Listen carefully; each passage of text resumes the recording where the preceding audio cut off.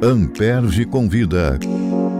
Amperge Convida é um programa sobre o Ministério Público do Rio de Janeiro, suas histórias e seus personagens, e é destinado não apenas àqueles diretamente envolvidos com a instituição, promotores, procuradores e servidores, mas a toda a sociedade que ele representa.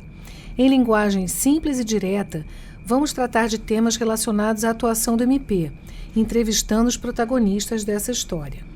Eu sou Heloísa Carpena e convido vocês a acompanhar esse podcast semanalmente nos tocadores e no dial da Rádio Roquete Pinto. Nesse episódio, vamos falar sobre um tema do momento: a responsabilidade das plataformas digitais por crimes praticados dentro e fora do ambiente virtual. Crimes que não teriam ocorrido sem a utilização dessas ferramentas. As chamadas Big Techs são o grande fenômeno do nosso tempo. Transformaram completamente a forma como buscamos informações, como compramos, pesquisamos, estudamos e nos relacionamos. Essas fantásticas inovações trouxeram para o meio social novos, inesperados e imensos riscos. A probabilidade de ocorrência de danos morais e materiais igualmente aumentou, a exigir das instituições a resposta adequada, e o MP é uma delas. Assistimos horrorizados a muitos desses riscos se concretizarem em ataques à democracia, como vimos no 8 de janeiro, e mais recentemente em violentos episódios ocorridos em escolas em São Paulo, no Rio de Janeiro, Manaus, Goiás, por todo o país. A tensão entre princípios jurídicos da mesma hierarquia, a vida e a privacidade, de um lado, e a liberdade de expressão de outro, coloca em debate a ponderação entre esses interesses, ambos merecedores de proteção. Não é simples a solução desses conflitos, mas sua complexidade não deve nos afastar do enfrentamento. Ao contrário, é preciso regulamentar e, o que é mais urgente, responsabilizar aqueles que contribuem para a difusão da cultura do ódio e da violência. É possível responsabilizar civil, administrativa e penalmente. Tais esferas são independentes e não excludentes, isto é, são caminhos que podem ser percorridos de forma simultânea para que as respostas sejam efetivas em sua função dissuasória, isto é, para desestimular esses comportamentos. No entanto, os profissionais do direito têm divergido sobre a forma de responsabilização das redes sociais. A polêmica levou ao STF a realizar uma audiência pública para ouvir a sociedade civil sobre a interpretação de dispositivo do Marco Civil da Internet, lei federal editada em 2014. Os temas debatidos na audiência foram a responsabilidade de provedores de aplicativos ou de ferramentas de internet por conteúdo gerado pelos usuários e a possibilidade de remoção de conteúdos que possam ofender direitos da pessoa, incitar o ódio ou difundir notícias falsas. A questão do artigo 19 se resume a saber se há necessidade da ordem judicial para que a plataforma remova conteúdos produzidos pelos usuários. Na Lei Geral de Proteção de Dados, igualmente graça a controvérsia sobre a responsabilização, se subjetiva, com a prova da culpa, ou objetiva, que acompanha a tendência da responsabilidade civil, tornando mais efetiva a proteção das vítimas. O assunto está na pauta do Congresso Nacional, que discute o PL 2630 de 2020, que ficou conhecido como PL das Fake News, mas agora pretende regular vários aspectos da vida online. É possível regular eficazmente? Criar regras que nos protejam? É possível responsabilizar efetivamente? Condenar ao pagamento de indenizações que estimulem as plataformas a investir em mais segurança para os usuários? Para responder a essas e outras questões, Amperge Convida recebe hoje a ex-procuradora de Justiça, Lúcia Teixeira, que é doutoranda em Direito Constitucional no Instituto Brasileiro de Ensino, Desenvolvimento e Pesquisa, o IDP, mestre em Direito Civil pela UERJ, pós-graduada em Sociologia Urbana pelo Departamento de Ciências Sociais da mesma universidade, ex-procuradora de Justiça do Ministério Público do Rio de Janeiro e advogada especialista em Direito Digital. Lúcia vai conversar conosco sobre esse e outros assuntos que estão aí, assuntos do momento. Muito boa tarde, Lúcia. Obrigada por aceitar o nosso convite. Boa tarde, Heloísa. Obrigada pelo convite. É uma honra estar aqui conversando com você. Então, vamos começar falando sobre o PL das fake news, chamado das fake news, né, que agora se tornou alguma coisa muito maior do que isso, e essa tentativa que está em debate no Congresso Nacional, com muitos vai e vens, mas ainda na pauta do Congresso, as tentativas e as fórmulas para responsabilização das plataformas. Como é que está andando isso e como é que surgiu, ou esse assunto ganhou novo fôlego, novo impulso? Esse assunto estava um pouco, não diria adormecido, mas um pouco parado no ano passado. O PL 2630, que ganhou esse apelido por causa até da mídia, né? Mas acho que é um apelido ruim, PL das fake news. A gente vai conversar sobre isso. Mas o PL 2630, ele nasceu em 2020. Lá no Senado Federal, foi um projeto de lei do senador Alessandro Vieira, e ele foi aprovado até rapidamente lá no Senado e foi para a Câmara, em junho de 2020 ou julho. Aí na Câmara ele ganhou lá uma discussão bem ampla. Na época foram audiências públicas, com a sociedade civil organizada participando bastante, mas depois de 2022 ele já tinha um novo substitutivo do relator, do deputado Orlando Silva, em 2022, e ficou ali um pouco parado. O grande divisor de águas para a retomada desse PL foi o 8 de janeiro.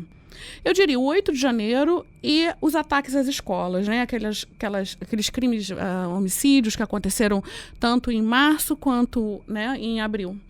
Eu acho que ali foi o divisor de águas e também isso influenciou no movimento do Supremo Tribunal Federal, que, ao mesmo tempo, além da tramitação do PL, havia uma discussão importante numa ação no Supremo Tribunal Federal. O que é essa discussão? A discussão sobre a constitucionalidade do artigo 19 do Marco Civil da Internet, que é esse artigo que foi, na época que a lei foi publicada, sancionada, em 2014, a ideia era de não restringir a inovação, que as plataformas pudessem ser livres para inovar e gerir seus modelos de negócios. Então, na época, pensava-se o seguinte: essas plataformas não são responsáveis pelos conteúdos porque elas só, digamos, hospedam esses conteúdos.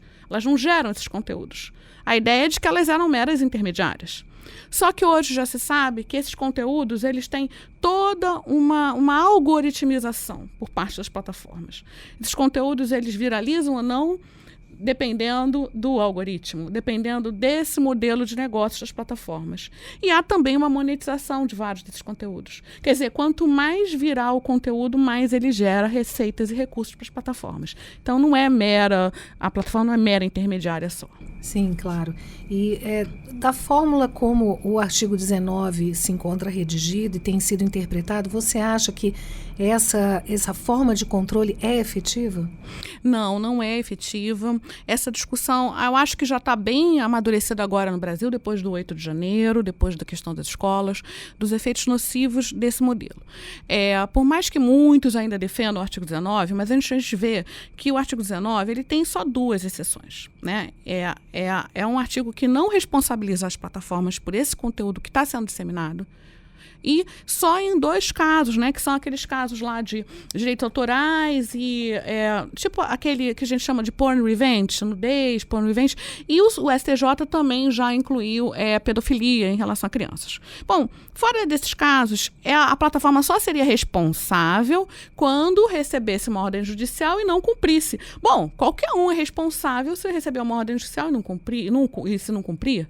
Então, não há nenhuma, né, nenhuma vantagem nisso. Então, hoje já se discute muito que esse modelo, atualmente, ele não é mais eficaz para o sistema que nós temos hoje informacional, para o fluxo informacional e o que as plataformas promovem em termos de disseminação, de os conteúdos. Uns são disseminados, outros não são. Quer dizer, na verdade, o que se fala muito desse projeto hoje, que é um erro, é que é um projeto que promove censura.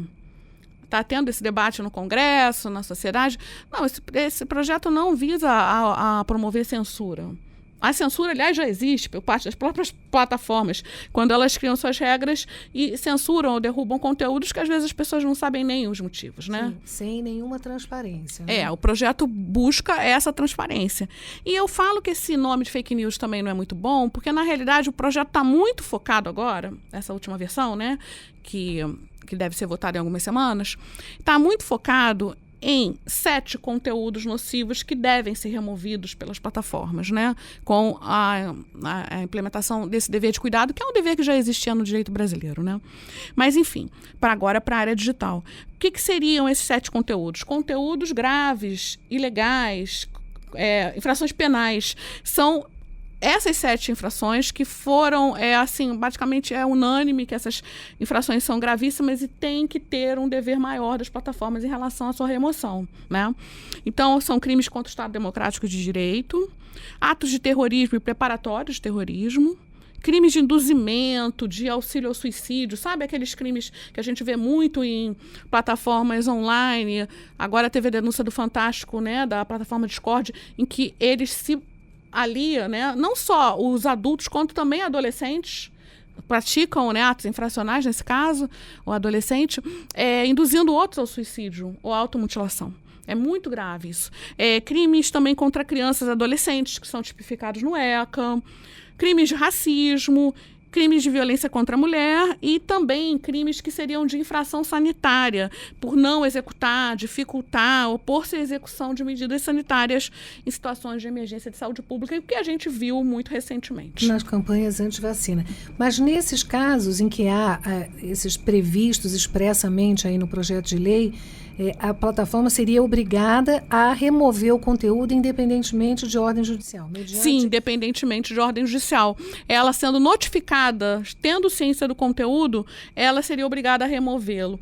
É claro que tem todo um aspecto procedimental, né? A lei prevê, acho que ainda tem que aperfeiçoar um pouco isso, em relação a esse passo a passo.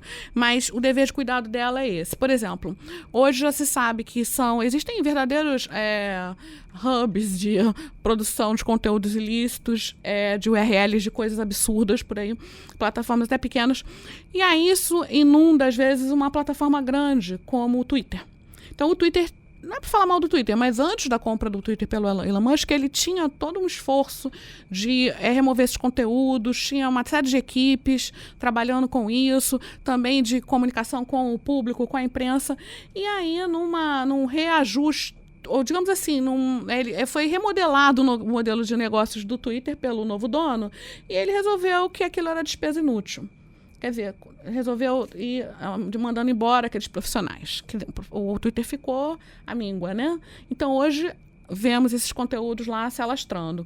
Inclusive, em relação às questões das ameaças das escolas, é importante demais falar aqui no programa sobre o que está acontecendo, as providências que foram tomadas. Sim, pois é, eu quero aproveitar esse seu viés também como promotora e procuradora de justiça sempre dedicada aos assuntos da infância e adolescência, então quero aproveitar e te pedir para falar um pouco sobre esse aspecto específico, né, da violência que foi disseminada, né, através das redes, enfim, desses instrumentos aí utilizados no meio digital de maneira antissocial e que tem relação de causa e efeito com os episódios de violência que aconteceram nas escolas. Então, como também membro do Ministério Público, como é que você vê isso? Qual é a atuação que você recomendaria, né, aos colegas que adotassem a reação a esses episódios e o que já vem sendo feito? Hoje está havendo um esforço nacional de combate a esse estado de coisas. O Ministério da Justiça e Segurança Pública editou uma portaria que prevê essas obrigações às plataformas, independentemente ainda dessa lei, que ainda não foi votada, ainda não foi aprovada, mas já existe uma norma no direito brasileiro, né? Essa portaria, e o estado de emergência da situação exigiu essa providência. Vocês lembram, né, que em março teve aquele ataque em São Paulo, morreu uma professora, depois em seguida, em abril, teve aquele ataque naquela creche em Blumenau, e o que se descobriu é a ligação desses ataques e dessas ameaças com os conteúdos disseminados nas redes. É muito fácil disseminar esses conteúdos de violência. Infelizmente, estava assim, as redes inundadas, várias redes inundadas desses conteúdos, e já há um protocolo, como tem também em situações de suicídio, em que você não deve reproduzir certas imagens, nomes, porque às vezes esses agentes querem fama. Querem essa fama. Tanto é que o 20 de abril, que foi marcado por uma grande campanha de ameaças de escolas nas redes, o 20 de abril ele representa o aniversário daquele massacre de Columbine, que foi em 20 de abril de 1999. Então, existe esse registro nas redes constante, esses grupos se unem em função desses eventos terríveis, macabros mesmo. Então, eu acho que a implementação, através dessa portaria, de um canal de denúncia, que é o canal Escola Segura, que foi uma parceria do Ministério da Justiça com a SaferNet, que é uma ONG importantíssima no Brasil, que desde 2006 tem canal de denúncias para crimes cibernéticos. Então, ela criou um canal, tem um link, né? Você pode entrar no Ministério da Justiça, tem um link em que se denuncia lá o URL e o conteúdo. Para vocês terem uma noção, em menos de um mês foram denunciadas 9.000 URLs de denúncias sobre ataques às escolas. Então, o problema é muito sério. Isso tudo é direcionado para investigação penal depois, para apuração devida, e há todo um consórcio dos estados e municípios nessa área da atividade policial e o Ministério Público também para o combate desses crimes. Quer dizer, já foram centenas de pessoas presas, muitas indiciadas, e os crimes estão sendo investigados. Mas precisamos falar das redes. Porque é claro que quem está produzindo conteúdo está se valendo dessas vulnerabilidades nas redes, dessas fragilidades em termos de cuidado das redes. Então, as redes realmente precisam colaborar. E agora, com a discussão legislativa, esse tema vai avançar no Brasil. Ainda temos muita coisa para avançar no próprio projeto de lei, né? Foram retirados alguns temas, por exemplo, remuneração de conteúdo jornalístico, isso foi retirado, direitos autorais também foi um outro tema retirado. Uma coisa que nos preocupa muito é que retiraram a parte da entidade supervisora, que seria assim, um sistema de autorregulação regulada. Nessas partes de autorregulação regulada, essa entidade ela faz o controle disso, verifica os relatórios de transparência, as auditorias, como é que estão as questões de transparência algorítmica, e essa entidade é muito importante. Então, precisamos pensar numa conformação viável. Até que a Anatel seria, né, a agência indicada para desempenhar esse papel. Agora, já os consumidores dos serviços de telecomunicações já não se sentem amparados, né, pelo trabalho da agência. Eu faço ideia o que acontecerá, o que aconteceria caso eles tivessem também essa incumbência. Mas e a Autoridade Nacional de Proteção de Dados? A Autoridade Nacional de Proteção de Dados até lançou uma nota sobre o projeto. Teria também uma opção. Uma outra opção seria algo que seja um pouco misto, que traga pessoas de várias áreas. Eu acho importante existir uma entidade que tenha poderes fiscalizatórios, normativos e sancionadores.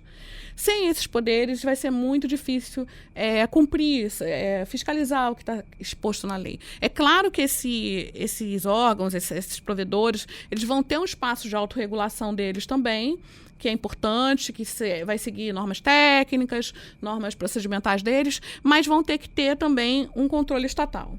Então, realmente está na mesa a proposta da Anatel, com muitas reservas por parte de consumidores e não consumidores. Outras áreas também discutem, porque é uma agência que foi configurada para uma competência de infraestrutura de telecomunicações e como que vai cuidar agora da área digital. O Comitê Gestor da Internet, que cuida da internet, enfim, da regulação da internet, ele também não tem essa estrutura para exercer esse tipo de competência tão ampla de fiscalização, normatização, sancionadora. A ANPD ainda está nos seus primórdios, né, de atuação, começou há pouco tempo, está ainda implementando agora que lançou a resolução de dosimetria das sanções da LGPD. Então, acho que também tem suas dificuldades. Então, é preciso criar um consenso, um diálogo com o governo para que essa entidade de supervisora saia de forma adequada. Eu acho que há um consenso entre os operadores do direito, e eu acho que na própria sociedade, de que é importante, é necessário responsabilizar as plataformas. O problema, o X da questão é assim, como fazer isso de forma efetiva, né? Então, o projeto de lei, até onde eu conheço, traz essas previsões, né, contém essas previsões com relação à retirada dos conteúdos, né, que infringam esses valores, que são os mais caros à sociedade, pelo menos nesse momento histórico que nós estamos vivendo. Mas é importante também, na minha opinião, eu quero te ouvir sobre isso, a responsabilização civil, quer dizer, uma vez consumado o dano, né, À luz de que dispositivos da lei existente ou de lei ferenda, como falamos aqui no nosso jargão, para o que ainda vai ser aprovado, a lei que ainda virá, o que é possível fazer? Quer dizer, hoje, uma outra polêmica que existe no direito digital é se essa responsabilidade seria objetiva, com dispensa da prova da culpa, ou subjetiva, como muitos defendem, mediante a culpa provada. Então, eu queria saber o que você pensa sobre isso. Eu acho que esse é o ponto mais polêmico para mim hoje, que eu participo de alguns debates e vejo que há uma divisão enorme sobre essa questão. Muitos estão defendendo a responsabilidade subjetiva nesse campo digital. Você que tem décadas de direito do consumidor, defesa do consumidor, sabe o quanto é problemático isso. Porque transferir esse ônus de provar a culpa para as vítimas numa simetria informacional de poder. Porque hoje essas plataformas são as entidades que têm maior poder econômico e político no mundo. Às vezes tem mais receita, o valor delas, o valuation dessas plataformas, e a receita é maior do que o PIB de muitos estados nacionais.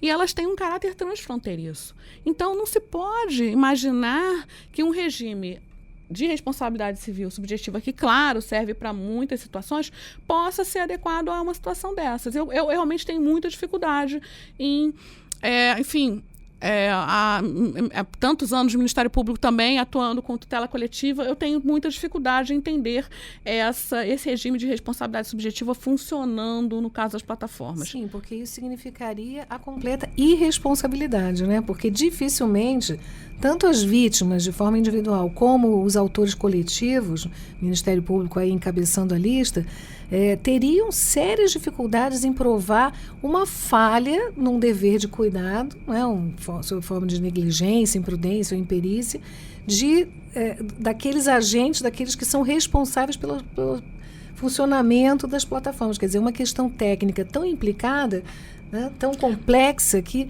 dificilmente essa culpa viria a ser provada. Então, eu acho que nós estamos concordando aqui. Exatamente. Se for subjetiva, se concluir que é subjetiva a responsabilidade, isso levará a um malogro de todas as tentativas de responsabilização civil das plataformas. E eu ainda digo mais, Elô, a evolução do nosso direito, e um direito tão prestigiado, elogiado, defesa do consumidor, todas as nossas normas de tutela coletiva. Basta lembrar que quando aconteceu o caso do Dieselgate na Alemanha, que foi aquela tremenda fraude dos carros da Volkswagen, eram milhões de consumidores lesados na Europa, no Brasil, nos Estados Unidos e na própria Alemanha. E eles não tinham uma legislação própria de tutela coletiva na época. Depois fizeram a lei. Quer dizer, nós temos há décadas, desde 95 a nossa lei, 85 a nossa lei. Nós temos a Lei de Ação Civil Pública, nós temos o CDC, nós temos, leis ambientais. Então, eu acho que até diante do nosso histórico, do histórico do nosso próprio ordenamento jurídico, das conquistas que nós temos, o dever de cuidado no direito civil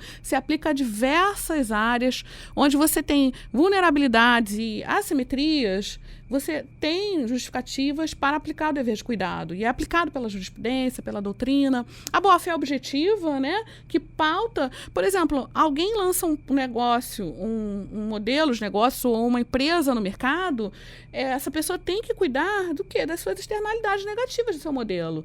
Cuidar para que aquilo seja mitigado e resolvido.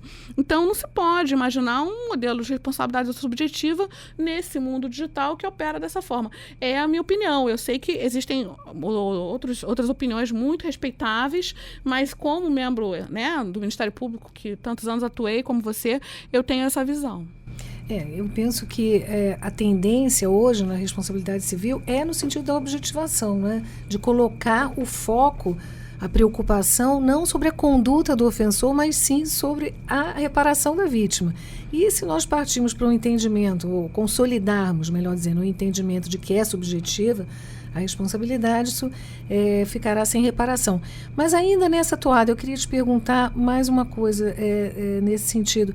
Você acha que o que virá a funcionar é a responsabilidade coletiva, quer dizer, os mecanismos coletivos de responsabilização, como ação civil pública e termos de compromisso de ajustamento, que também são uma solução já utilizada, inclusive pela Senacom, em casos conhecidos aí dos estudiosos do direito digital, casos de vazamentos de dados. Então, por onde passa a solução? Individual ou coletivamente? Olha, hoje com os meus estudos e as minhas pesquisas, eu cada vez mais penso na coletivização desses direitos, na defesa de forma coletiva. Cada vez mais esses agentes que trabalham com a defesa coletiva devem se tornar cada vez mais importantes, se aperfeiçoar nessas matérias, criar grupos especializados, como fizemos no consumidor, no meio ambiente. Então, na área digital, já temos muitas atuações nesse sentido, o próprio Ministério Público do Rio de Janeiro e o Ministério Público Federal. Agora, teve uma situação envolvendo o Google, que o Ministério Público Federal já enviou uma requisição de informações para a Big Tech. Então, realmente é o caminho. Eu acho que precisamos discutir isso, responsabilidade objetiva, tutela coletiva, e não deixar esses indivíduos que serão vítimas ou são vítimas hoje sozinhos, né? Nós estamos falando de conteúdos na lei extremamente graves. Nós não estamos falando de uma pessoa, falou uma besteira de mim na rede social, falou que eu estou com uma roupa feia. Não é disso que a gente está falando. Não é de uma fofoca. São conteúdos graves elencados na lei que devem ser realmente objetos de retirada, de cuidado e de responsabilização. Então, e claro, temos a responsabilização também de quem produziu o conteúdo. Quem produziu o conteúdo responde, mas a rede, se não fizer nada, também tem que responder. E eu acho que responder de forma subjetiva, você tem na responsabilidade objetiva excludentes. Então, pode acontecer até uma excludente qualquer ali na situação. Mas dizer que a responsabilidade é subjetiva, acredito que seja um retrocesso. Sim, e essas excludentes têm que ser provadas pelo ofensor, né? Claro. Então, o ônus da prova seria das plataformas e não... Elas podem trazer a prova vítimas. Dessas excludentes. Claro. Olha, aconteceu isso, a culpa foi só da vítima, exclusiva da vítima, o fato da vítima. Ou houve uma situação de força maior, ou caso fortuito, não o fortuito interno, o externo. Então, pensando também nessa construção que nós já temos no Brasil, eu acho que a gente não está longe de resolver isso, pensando na construção que a gente tem, mas tem que haver esse debate. Realmente o debate eu acho que ainda está um pouco prejudicado sobre responsabilização, precisa aperfeiçoar, mas acho que já temos até elementos na lei, no CDC, os princípios de direito que aplicamos para conduzir bem esse debate no sentido de uma responsabilização objetiva. Mas, enfim, isso é bem polêmico ainda, Elô, mas vamos ver. Mas temos fé que a lei venha espelhar o anseio legítimo da sociedade, né? Então lá o Congresso Nacional para ouvir, né, os interessados, ouvir as plataformas, naturalmente, mas também aqueles que estão sofrendo aí as consequências desse, como você disse, novo modelo de negócios, e eu diria desse risco que os serviços prestados pelas plataformas introduziram aí no meio social. Na verdade, você tem hoje outros fatores de risco, até fatores que, por exemplo, cada dia que eu estudo mais e participo dos debates, eu fico sabendo de novas coisas. Hoje, como eu disse, essa ideia de que nós vamos trazer grandes plataformas, eles têm um número de 10 milhões, que seria o número para atribuir 10 milhões de usuários. 10 milhões de usuários. Atribuir um conjunto maior de responsabilidades. Nós já defendemos que haja um standard mínimo de responsabilidades, mesmo para as plataformas pequenas, porque senão as pessoas vão fugir para essas pequenas para produzir e disseminar esses conteúdos nocivos, ilegais, né? Há sempre uma forma de se desvirtuar o sistema. Então, se essas plataformas pequenas também não tiverem um conteúdo mínimo, não estou falando um conteúdo total de responsabilidade, mas pelo menos um mínimo, porque também algumas não vão ter condições de cumprir aqueles conteúdos mais severos. Mas os mínimos têm que ser cumpridos por qualquer plataforma. Senão você cria uma série de pequenos nichos para disseminar conteúdos negativos. E esses conteúdos são disseminados numa velocidade absurda. É uma aceleração do tempo que a gente vive hoje. E nós não podemos mais viver nessa situação. Então, eu acho importante ter esse standard de obrigações mínimas, que todas saibam que estou lançando um negócio no mercado, uma rede, uma plataforma, enfim. Eu preciso cumprir isso. Isso tem que ficar claro para qualquer agente econômico. Isso é muito importante. Muito bem. Então, Lúcia, eu te agradeço muito a participação. Tenho certeza que os nossos ouvintes ficaram, como eu, mais ilustrados sobre esse tema tão importante, tão atual né, que é a responsabilização civil das plataformas. Muito obrigada. Obrigada, Elô, pelo convite. Amperge convida.